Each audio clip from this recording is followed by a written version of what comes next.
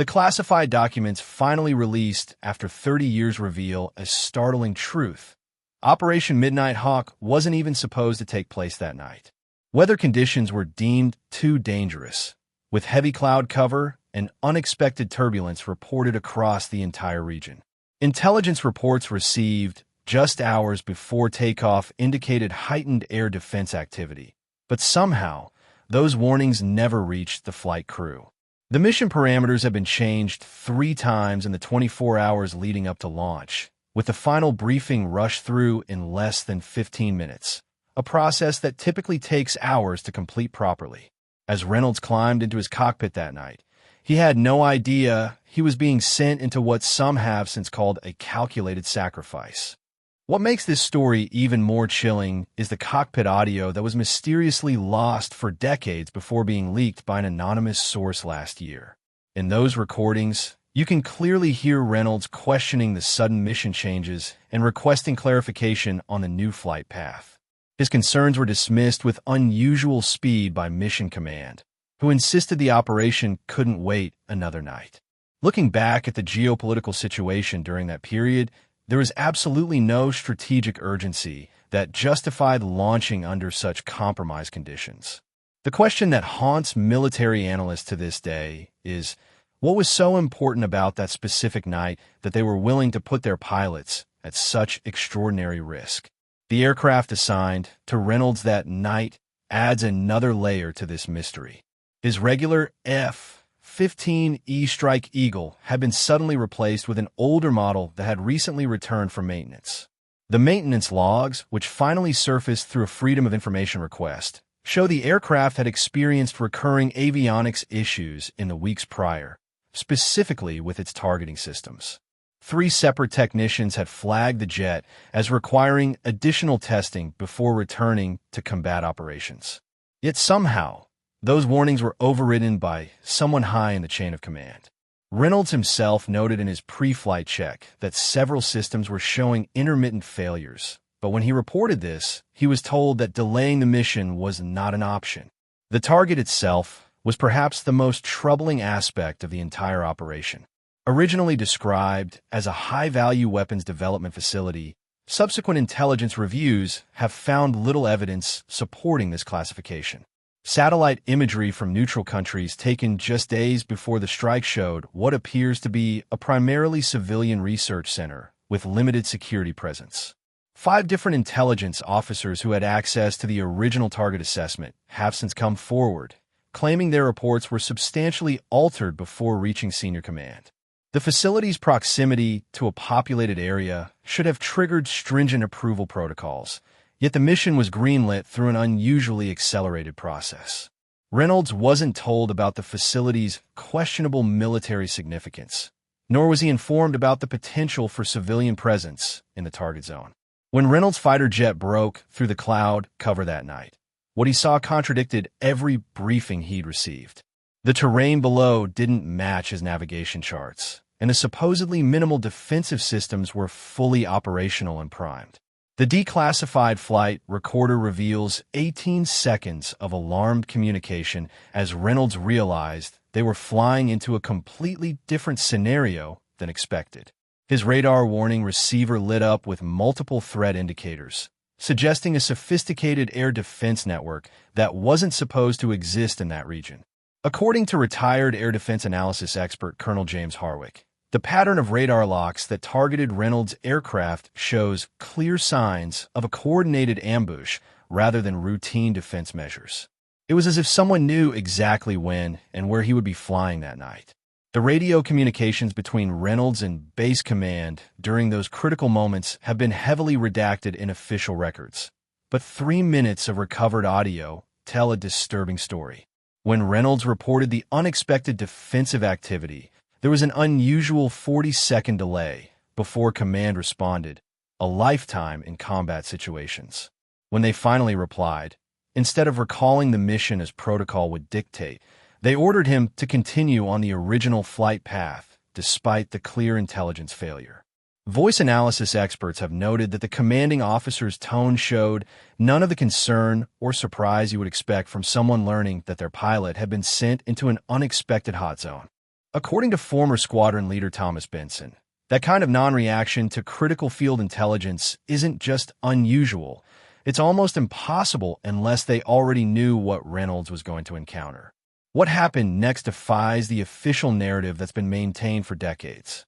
According to the mission logs, Reynolds executed a standard evasive maneuver when targeted by enemy radar systems.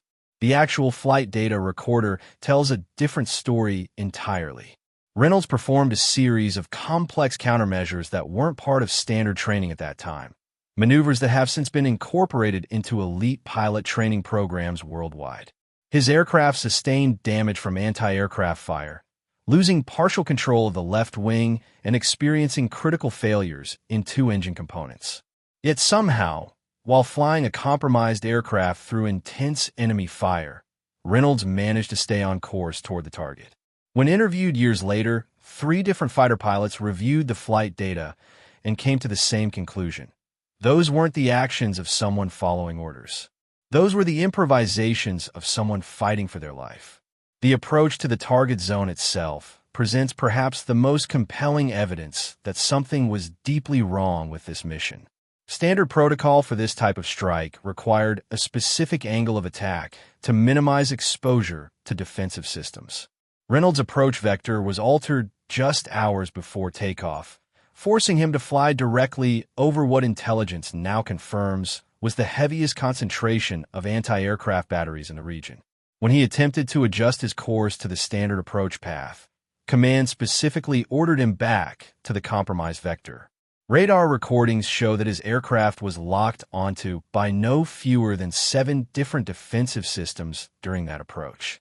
The survival probability for any aircraft under those conditions has been calculated at less than 20%. As Reynolds later wrote in his classified debrief, "It felt like flying through a shooting gallery where all the guns were pointed directly at me. I couldn't understand why we were approaching from the most dangerous possible angle." When Reynolds finally reached the target area, what he saw through his targeting system contradicted everything in his briefing packet. The supposed weapons facility appeared to be a complex of several buildings with minimal security features typical of military installations. The infrared scan showed heat signatures consistent with civilian presence, something that should have been flagged during mission planning. The recently declassified cockpit recording captures Reynolds' voice clearly stating, "Command, I'm showing potential non-combatants in the target zone. Request immediate confirmation of target identity." The response from Mission Control was delayed by 12 seconds, an eternity in combat operations, before simply repeating, "Confirm target as briefed. Proceed with weapon release." No acknowledgement of his concern about civilians was ever made. In that critical moment, Reynolds made a decision that would alter the course of his life and military career. Rather than releasing his primary payload as ordered, flight data shows he adjusted his targeting coordinates by approximately 400 meters, striking an adjacent storage facility instead of the main building complex. This split-second decision required extraordinary flying skill, as he had to manually override the targeting system while maintaining evasive maneuvers against active air defenses. The official mission report made no mention of this adjustment, claiming instead that all ordnance was delivered precisely as planned. 3 weapons specialists who later reviewed the strike footage noted that the explosion pattern was inconsistent with the reported payload delivery, suggesting Reynolds had also modified the weapons, fusing to reduce its destructive radius, a technical adjustment requiring detailed knowledge few pilots possessed. What happened immediately after the strike remains heavily contested. According to the official report, Reynolds executed a standard egress from the target area. Flight recorder data tells a dramatically different story. His damaged aircraft was targeted by at least 3 surface-to-air missiles upon leaving the target zone, forcing him to descend to dangerous low altitude while deploying countermeasures. Engine readings show he was flying with one engine at critical failure levels and the other operating at only 60% capacity. Former air combat analyst Major Patricia Winters reviewed the flight data and stated, "What we're seeing here isn't just skilled flying. It's practically impossible. The G-forces alone should have caused him to black out twice during that egress. The fact that he maintained control of a severely damaged aircraft while evading multiple missile locks suggests either extraordinary luck or some kind of preparation we don't understand. Perhaps the most damning evidence comes from what happened when Reynolds finally reached friendly airspace. Standard protocol required immediate medical evaluation and detailed debriefing. Instead, Reynolds was separated from his crew for nearly 48 hours, with no record of where he was or who he spoke with during this time. When he finally rejoined his squadron, he was immediately transferred to a different air base, and all personnel involved in the mission were reassigned to scattered locations within weeks. 3 different maintenance technicians who inspected his aircraft after landing reported that it was immediately quarantined and transported to an undisclosed location rather than undergoing standard damage assessment. The aircraft's black box and weapons system logs were removed before this transport, a serious breach of investigation protocol. One maintenance chief who briefly examined the aircraft wrote in his personal notes, "This bird didn't just take battle damage. Something about the avionics and weapons systems had been extensively modified. This wasn't a standard aircraft when it took off." Within hours of Reynolds' return, a sophisticated information control operation was already underway. The initial mission report, drafted by the squadron intelligence officer, contained detailed accounts of the anomalies Reynolds had encountered. By the time this report reached command headquarters, it had been reduced to a 3-page summary with all contradictions and unexplained elements removed.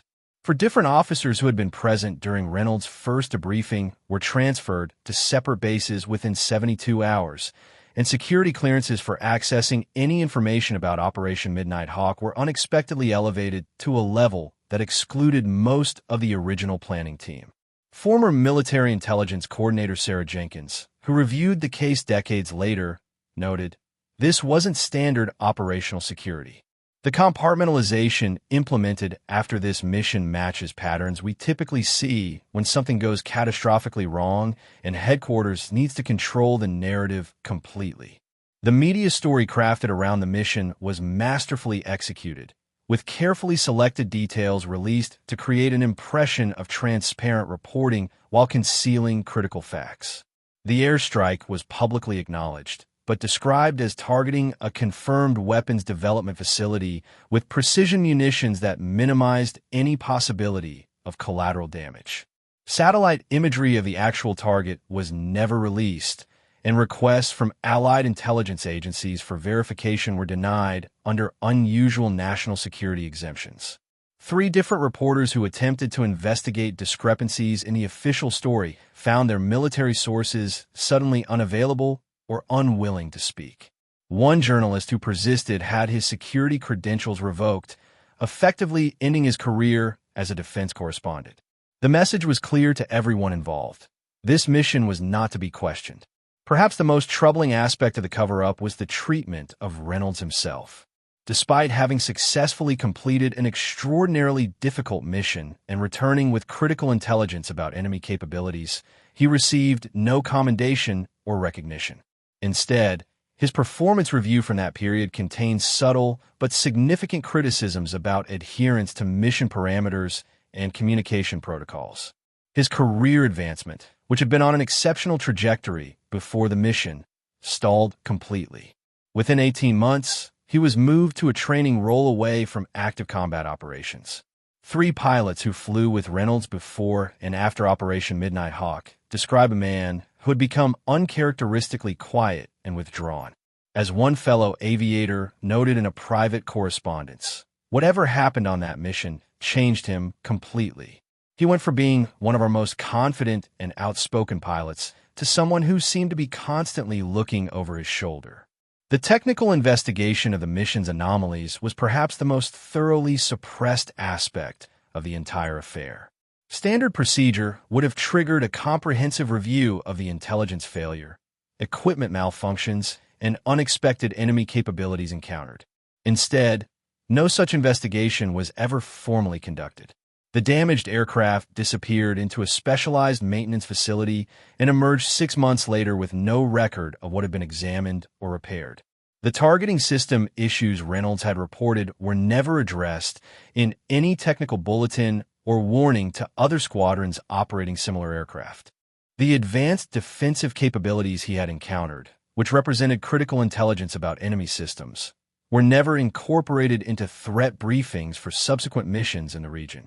According to former defense intelligence analyst William Carter, it's as if they wanted to pretend none of these problems had ever happened, even if that meant sending other pilots into the same dangerous situation without proper warning.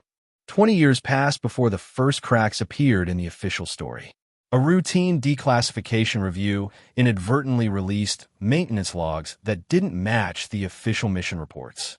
These logs clearly documented extensive damage to Reynolds' aircraft that was inconsistent with the reported minimal engagement with enemy air defenses. The discrepancy caught the attention of retired Air Force Colonel Robert Thornton, who had been investigating inconsistencies in combat reports from that era. His Freedom of Information requests were initially denied, but his persistence eventually uncovered flight recorder data that had supposedly been lost in an archive transfer. This data revealed the extreme maneuvers Reynolds had been forced to perform and the critical damage his aircraft had sustained, none of which appeared in any official account of the mission. Thornton's findings were published in a specialized military aviation journal, where they might have remained buried, if not for a chance discovery by an investigative journalist. When independent reporter Melissa Chong stumbled upon Thornton's research, she immediately recognized its significance. Through her network of military contacts, she managed to locate 3 officers who had been involved in the original mission planning. Speaking anonymously, they confirmed that the operation had been compromised from the beginning. Intelligence about the target had been deliberately manipulated, defensive capabilities had been severely underreported, and the mission's unusual urgency had come from authorities outside the normal chain of command. When Chong attempted to locate Reynolds for comment, she discovered he had left the country after his retirement from the Air Force, changing his name and effectively disappearing. This extraordinary step by a decorated pilot suggested he might have been avoiding something or someone. As one former squadron mate told Chong, Reynolds wasn't running from accountability. The man I knew was all about responsibility. If he disappeared, it's because he knew something that made him afraid to stay. The breakthrough came from an unexpected source, foreign intelligence archives. As relations with former adversaries improved, historical military records became available that provided an external perspective on Operation Midnight Hawk. These records confirmed that the target Reynolds had been sent to destroy was indeed primarily a civilian research facility, with only a small section devoted to potential military applications. More disturbing were the casualty figures these records contained, figures that had never appeared in any American report. According to these documents, had Reynolds followed his original orders precisely, the civilian death toll would have been significant. By adjusting his aim to the adjacent storage facility, he had averted what could have become an international incident. These foreign records also revealed something else. Their air defense forces had been placed on heightened alert specifically in that sector on the night of the mission, suggesting a possibility that still haunts military analysts, that someone had warned them the attack was coming. After decades of silence, Reynolds himself finally emerged from the shadows. Living under a different name in a small coastal town in New Zealand, he was tracked down by a documentary filmmaker working on a series about classified Cold War operations. Initially reluctant to speak, Reynolds finally agreed to an interview after learning about the evidence that had surfaced. His testimony, recorded over 3 days and stored in multiple secure locations, provides the missing pieces of this extraordinary puzzle. He confirmed that he had deliberately adjusted his targeting when he recognized the civilian nature of the facility, and that he had been pressured to sign highly restrictive non-disclosure agreements upon his return. Most significantly, he revealed that during his unexplained 48-hour absence after the mission, he had been intensively questioned not by his regular chain of command, but by officials he had never seen before and who refused to identify their agency affiliation. As Reynolds stated in his testimony, they weren't interested in the mission's success or my survival. They only wanted to know exactly what I had seen through my targeting system and whether I had communicated that information to anyone else. The full implications of Reynolds' story extend far beyond one pilot or one mission. It represents a critical case study in how battlefield intelligence can be manipulated to serve hidden agendas, and how the fog of war can be deliberately thickened to obscure questionable decisions. Military historians now point to Operation Midnight Hawk as a turning point in aerial combat doctrine, though not for the reasons officially stated. The mission's true legacy lies in the changes it quietly triggered in pilot authority protocols. In the years following Reynolds' flight, new regulations were implemented giving pilots greater latitude to abort missions when intelligence disparities are discovered, and more robust channels were established for reporting targeting concerns.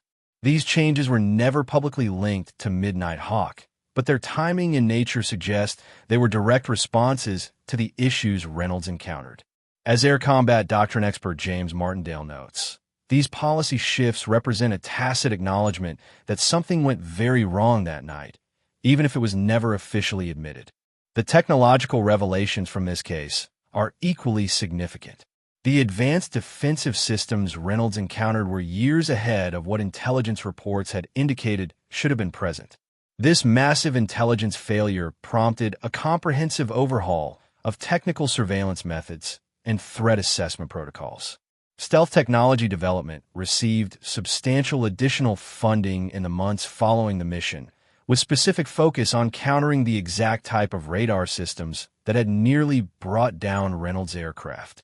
The weapons system modifications Reynolds improvised during the mission have now become standard features in precision strike capabilities. Most telling is that these changes were implemented with unusual urgency and secrecy. Defense analyst Victoria Chun, who has studied military procurement patterns for 3 decades, observed, "When you see this pattern of rapid, classified technological adaptation, it typically means forces encountered something in the field that fundamentally challenged their existing capabilities." This case also reveals the extraordinary human element in modern warfare. Reynolds made a split-second ethical decision that placed his mission, career, and potentially his life at risk. His choice to adjust his targeting to avoid civilian casualties, despite explicit orders, represents the complex moral calculations that combat pilots must sometimes make in the fog of war. The psychological impact of such decisions, combined with the institutional pressure to conform to official narratives, helps explain his subsequent withdrawal and eventual disappearance. For other pilots from the same era have since come forward with similar stories of being placed in impossible situations where mission parameters conflicted with reality on the ground. Their testimony suggests that Reynolds' experience, while extreme, was not unique. This pattern raises profound questions about the burden placed on individual service members when intelligence is compromised or manipulated. As military psychologist Dr. Eleanor Winters puts it, "We train pilots to make split-second decisions in combat, but we rarely discuss the lifetime of consequences they may face for making the right ethical choice against orders." Perhaps most important is what this case teaches us about accountability in military operations. The systematic effort to suppress information about Midnight Hawk's anomalies endangered other pilots who might have faced similar situations without the benefit of Reynolds' experience. The redirection of responsibility away from those who provided faulty intelligence and onto the pilot who had to deal with its consequences represents a troubling pattern that continues to this day. 3 separate internal reviews of similar operations have identified this case as a textbook example of how not to handle mission failures and intelligence discrepancies. The fact that it took decades for this information to come to light demonstrates the effectiveness of information control mechanisms within military structures. Former Judge Advocate General Corps member Lawrence Phillips notes, "The true measure of military justice isn't how we celebrate our successes, but how we handle our mistakes." By that standard, the handling of Operation Midnight Hawk represents a significant failure of leadership and institutional integrity. The question now facing military leaders is whether they've truly learned from these mistakes, or whether similar cover-ups could happen today under different names and in different skies. The story of Flight Lieutenant Marcus Reynolds and Operation Midnight Hawk forces us to reconsider everything we thought we knew about military transparency and accountability. What began as one pilot's mission has revealed a complex web of manipulation, cover-up, and eventual redemption that spans decades and crosses international boundaries. The courage it took for Reynolds to make that split-second decision, choosing to protect innocent lives over following orders, reminds us of the human element that still exists in even our most technological warfare. His story has already changed military training protocols and mission parameters for pilots worldwide, creating new safeguards that protect both those who fly into danger and those who may be caught in the crossfire below. What battlefield truths are still hidden from us today? How many other operations have been sanitized for public consumption, with the real stories locked away in classified files? The revelations from Operation Midnight Hawk emerged only through the determined efforts of investigators who refused to accept the official narrative, and the eventual courage of a pilot who decided that truth was more important than his own safety or reputation. This should make us question what we're being told about current military operations and what future declassifications might reveal about today's conflicts. You've now heard the real story that military leadership never wanted you to know. This kind of revelation doesn't just change our understanding of one mission. It transforms how we should view all official accounts of military operations. If you found this information valuable, help spread this truth by liking this video and subscribing to our channel. Hit that notification bell to ensure you never miss our upcoming exposes on other classified operations that have been hidden from public view. What other military secrets do you think deserve investigation? Share your thoughts in the comments below and join our growing community of truth seekers who understand that in matters of national security, the official story is often just the beginning. Have you ever wondered what other crucial truths remain classified about our military history? Our next video will reveal never-before-seen footage from another controversial operation that challenges everything in the history books. Subscribe now so you don't miss it. Some secrets weren't meant to stay buried forever.